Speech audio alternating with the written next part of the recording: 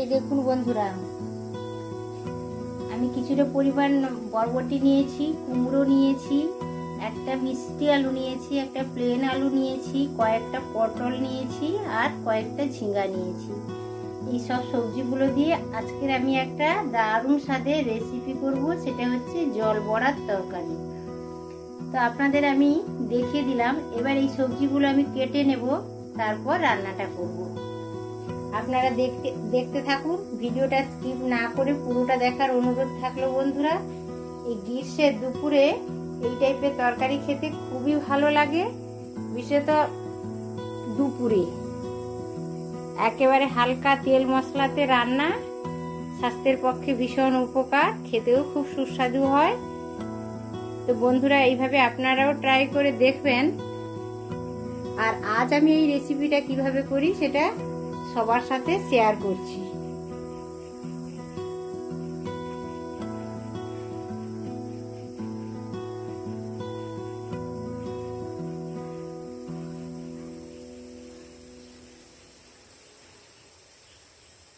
এই দেখুন, আমি সবজিগুলো সব কেটে নিয়েছি। আলু নিয়েছি, কুমড়ো নিয়েছি, পটল নিয়েছি, ঝিঙে নিয়েছি, বরবটি নিয়েছি, মিষ্টি আলু নিয়েছি।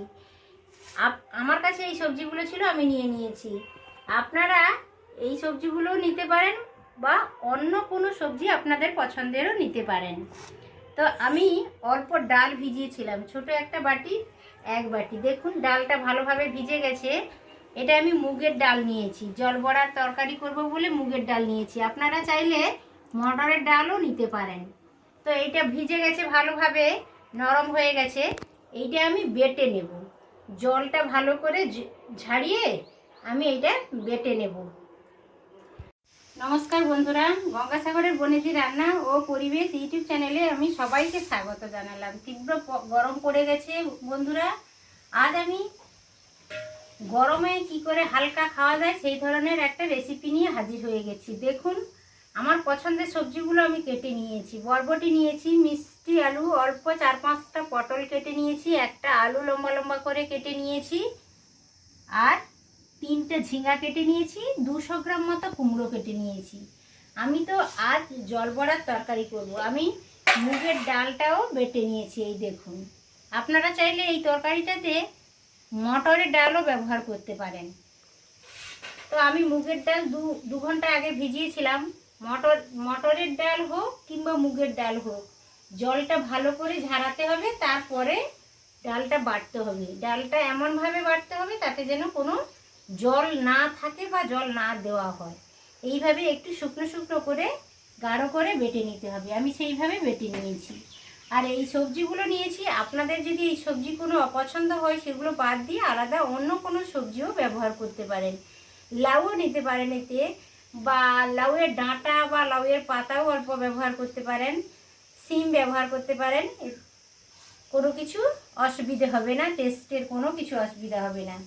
তো এই সবজিগুলো আমার কাটা হয়ে গেছে। আর এদিকে দেখুন, আমি উনানে একটা কড়াইও বসিয়ে দিয়েছি। কড়াইতে কিছুটা পরিমাণ জল নিয়েছি। এবার আমি রান্নাটা শুরু করব। আমি জ্বালানো লাগিয়ে দিয়েছি উনানে বন্ধুরা। কড়াই বসিয়ে কিছুটা পরিমাণ জল দিয়েছি। জলে আমি তরকারিটা রান্না করার জন্য যতটা পরিমাণ লবণ লাগে আমি পুরো লবণই দিয়ে দিচ্ছি তরকারিটাতে। তরকারিতে লবণ দিয়ে দিয়েছি। এই তরকারিতে বন্ধুরা হলুদের ব্যবহার হয় না, একেবারে নামমাত্র আমি হলুদ দিচ্ছি। দেখুন, একেবারে অল্প একটু হলুদ ফেলে দিলাম। গরমের দিনে হালকা পাতলা তরকারি শরীরের পক্ষে এটা তো ভীষণই ভালো, সেটা আপনারাও জানেন, আমিও জানি। তো এই ধরনের একটা রেসিপি আজ আমি রেডি করছি, আর সেটা আপনাদের সাথে শেয়ার করছি। এই জলে আমি অল্প কাঁচা লঙ্কা বেটে রেখেছিলাম, ওইটা দিয়ে দিলাম। তরকারিতে যতটা পরিমাণ লবণ লাগে লবণটা দিয়ে দিয়েছি। কাঁচা লঙ্কা বাটা দিয়েছি আধা চামচেরও কম, 1/4 টিস্পুন। আর অল্প আমি দিয়েছি হলুদ গুঁড়ো, একেবারে নামমাত্র হলুদ গুঁড়ো দিয়েছি। আর এই সব সবজিগুলো কিন্তু আমি এই জলেই দিয়ে দেবো। কোনো সবজি আমি ভেজে রান্না করব না, সব সবজিগুলোকে আস্তে আস্তে করে আমি জলেই দিয়ে দিচ্ছি।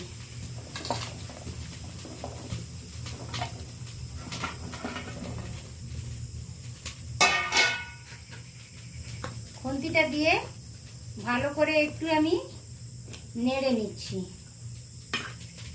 এই দেখুন সবজিগুলো ভালোভাবে কুক করার জন্য আমি একটা ঢাকনা চাপিয়ে দিয়েছিলাম, ঢাকনাটা খুলে দিলাম।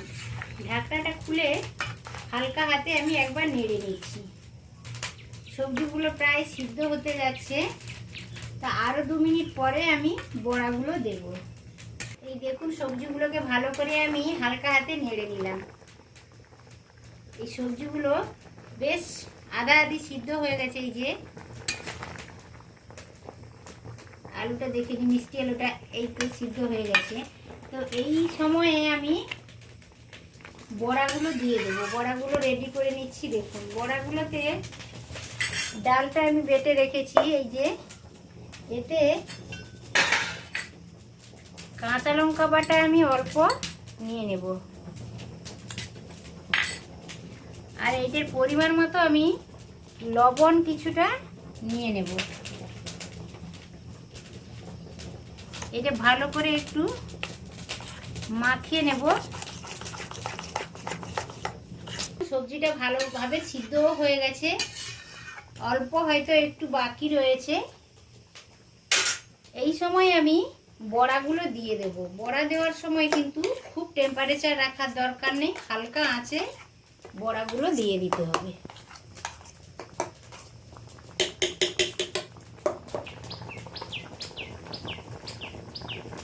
এইভাবে আমি ছোট্ট ছোট্ট করে বড়াগুলো দিয়ে দেব।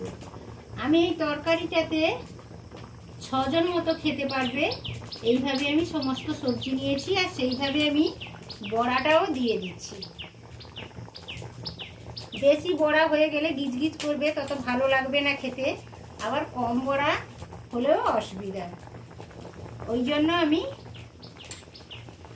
সবাই 3-4 পিস 5 পিস করে বড়া পাবে, এইভাবে আমি দিয়ে দিচ্ছি।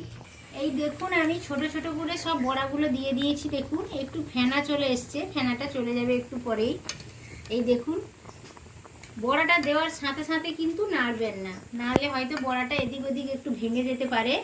হালকা আঁচে এটা করতে হবে যাতে বড়াটা না ভেঙে যায়, আর সঙ্গে সঙ্গে নাড়াও যাবে না, একটু শক্ত হওয়ার পরে নাড়তে হবে। ওই জন্য আমি আরও 2 মিনিট পরে বড়াটা নাড়বো এবং তরকারিটাও নাড়বো। এখন আমি কোনো কিছু করছি না। এই দেখুন হালকা হাতে আমি একবার নেড়ে নিলাম। এই দেখুন বড়াগুলো কি ভালো হয়েছে, কতটা পরিমাণ ফুলে উঠেছে। দেখুন সব গোটা গোটাই রয়েছে, কোনো কিছু প্রবলেম হয়নি।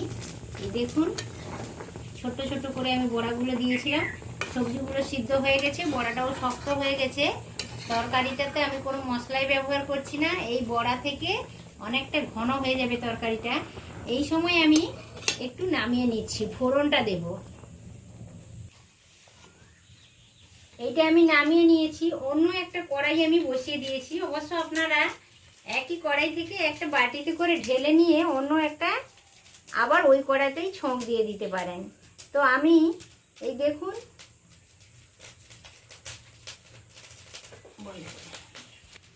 কড়াইতে অন্য একটা কড়াই বসিয়েছি। কড়াইতে আমি কিছুটা পরিমাণ সরষের তেল নিয়ে নিয়েছি।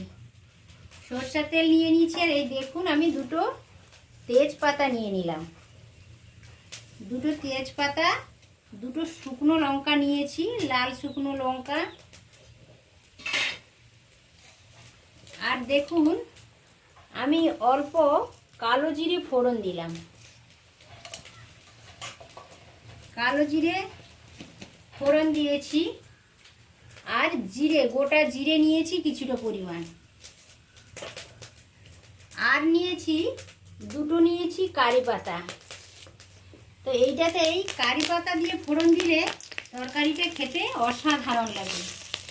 বন্ধুরা এইভাবে ফোড়নটা দেবে, যেহেতু এটি নামমাত্র মশলায় রান্না হচ্ছে তরকারিটা, ফোড়নটা যদি ঠিক মতো দেওয়া হয় তাহলে তরকারির স্বাদটা 10 গুণ বেড়ে যায়। আপনারাও এইভাবে করে দেখবেন।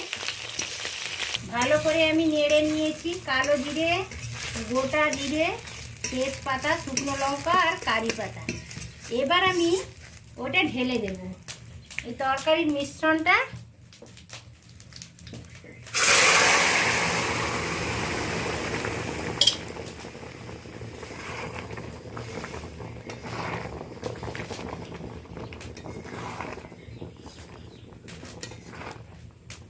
বড়াগুলো শক্ত হয়ে গেছে। এই যে বড়াতে এমনি যদি ডাল বেটে যদি তাকে ভেজে যদি তরকারি করা হয়, সেই তরকারিটা অনেকটা পরিমাণে রিচ হয়। তো ওই জন্য এইভাবে তরকারি করলে গরমের দিনে খেতে খুবই ভালো লাগে এবং শরীরের পক্ষেও সেটা ভীষণ ভালো। অল্প আমি চিনি অ্যাড করলাম। তরকারিটা মিষ্টি মিষ্টি হলে, যেহেতু নিরামিষ রান্না, হালকা মিষ্টি মিষ্টি হলে খেতে খুবই ভালো লাগে। কারো যদি মিষ্টিতে চিনিতে অসুবিধা থাকে তাহলে চিনিটাও স্কিপ করে যেতে পারেন। চিনিটা দেওয়ার পরে আমি একটু হালকা হাতে নেড়ে নিচ্ছি। তরকারিটা আমার কমপ্লিট হয়ে গেছে, এবার আমি নামিয়ে নেব। এই দেখুন বিভিন্ন রকমের সবজি আর জল বড়া দিয়েছি আমি। মুগ ডালকে বেটে জলে বড়া দিয়ে রান্না করলাম। একেবারে হালকা পাতলা হয়েছে রান্নাটা, খেতে খুবই অসাধারণ লাগে। বন্ধুরা একবার হলেও ট্রাই করে দেখবেন, আর কেমন হয়েছে আমাকে কমেন্ট করে জানাবেন। তো ভিডিওটা আমি এখানেই শেষ করছি।